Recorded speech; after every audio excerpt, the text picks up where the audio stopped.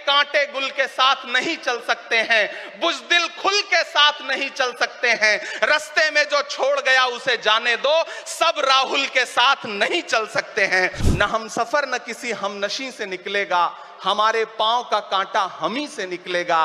वतन की रेत मुझे एड़ियां रगड़ने दे, मुझे यकीन है पानी यहीं से निकलेगा। अस्सलाम वालेकुम दोस्तों, मैं अलीशा खान उम्मीद करती हूँ कि आप लोग बहुत अच्छे होंगे। माशाल्लाह मैं भी बहुत अच्छी हूँ। तो हम फिर लेकर आ गए हैं इमरान प्रतापगढ़ी का वायरल वीडियो। हो सकता है आप लोगों ने देखा हो या नहीं देखा हो, तो एक बार देख लीजिएगा। बहुत अच्छा वीडियो है और वीडियो अच्छा लगे तो हमारे चैनल को लाइक सब्सक्राइब ज़रूर कर लेना और ऐसी वीडियो के लिए प्यारा सा कमेंट ज़रूर करना।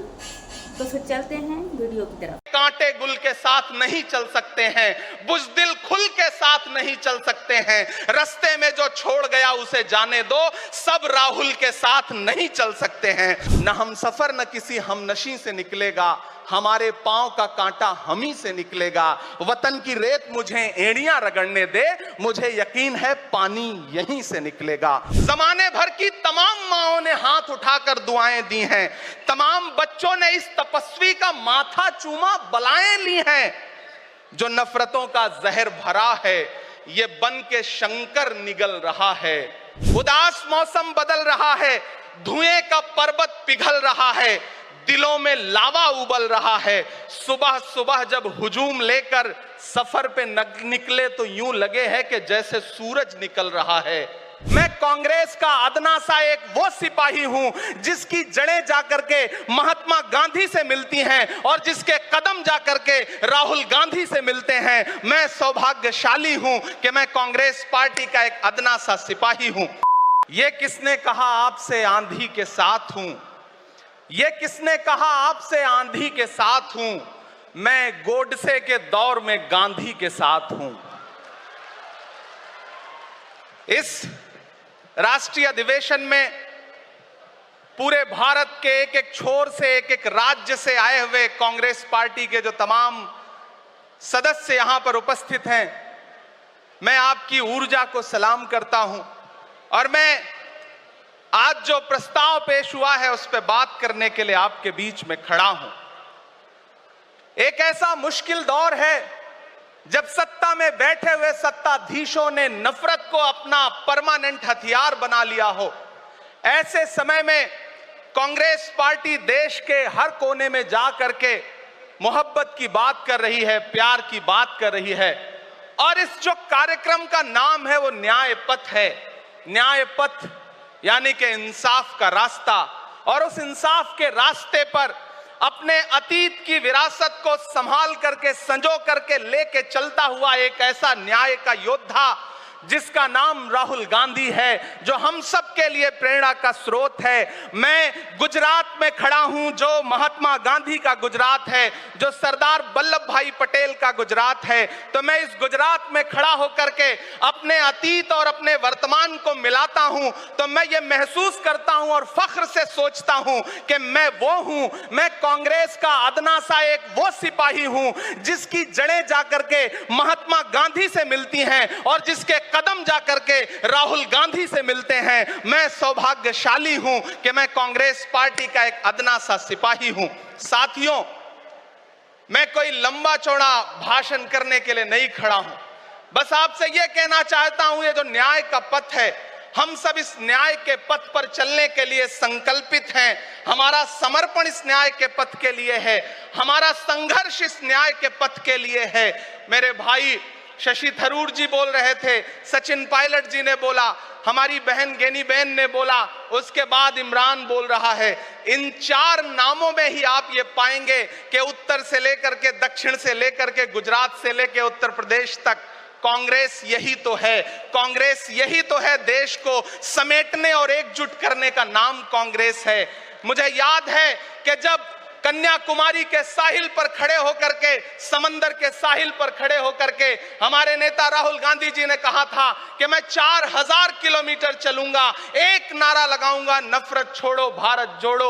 हम सारे लोग उनके कंधे से कंधा मिला करके, उनके कदम से कदम मिला करके 4000 किलोमीटर चलते रहे। मैंने देखे हैं राहुल गांधी जी के पांव के छाले, मैंने देखा है उनका बहता हुआ पसीना। लेकिन हम आपसे पूछना चाहते हैं और इस स्टेज पर मौजूद कांग्रेस पार्टी के अपने तमाम वरिष्ठ नेताओं से भी यह निवेदन करना चाहते हैं कि जिस पथ पर, जिस इंसाफ के रास्ते पर राहुल गांधी इस मुश्किल वक्त में निकले हैं, हम उस लड़ाई में किस तरह से, कितने जोश के साथ राहुल गांधी जी के साथ खड़े हैं, यही तय करेगा। राहुल जी ने कहा है कि अगला निशाना, अगली जीत, अगला राज्य जहां कांग्रेस पार्टी जीतेगी वो गुजरात होगा। तो याद रखिए कि हार तब होती है जब ठान लिया जाता है, हार तब होती है जब मान लिया जाता है, जीत तब होती है जब ठान लिया जाता है। अगर हमने ठान लिया कि जहां से आज सत्ता के शीर्ष पर बैठे हुए लोग नफरत परोसने का काम कर रहे हैं, असमानता का काम कर रहे हैं, संस्थाओं को कुचलने का काम कर रहे हैं, उनके खिलाफ अगर हमने उन्हीं जड़ों में जाकर के मेहनत की, हिम्मत दिखाई, तो मुझे पूरा यकीन है कि जिस तरह अंग्रेजों के खिलाफ लड़ते हुए कांग्रेस पार्टी ने इस देश को स्वतंत्रता संग्राम के जरिए आजादी दिलाई थी, तो यह लड़ाई भी उस स्वतंत्रता संग्राम से कम नहीं है। उस लड़ाई का नेतृत्व महात्मा गांधी जी कर रहे थे, तो इस लड़ाई का नेतृत्व राहुल गांधी जी कर रहे हैं और हम सारे लोग राहुल गांधी जी के साथ खड़े हैं। हो सकता है कुछ लोग इस सफर में, इस मुश्किल सफर में छोड़ के चले गए हों, उन्हें नजरअंदाज करिए और एक नई पीढ़ी, एक नई ऊर्जा के साथ राहुल जी के साथ खड़ी हो।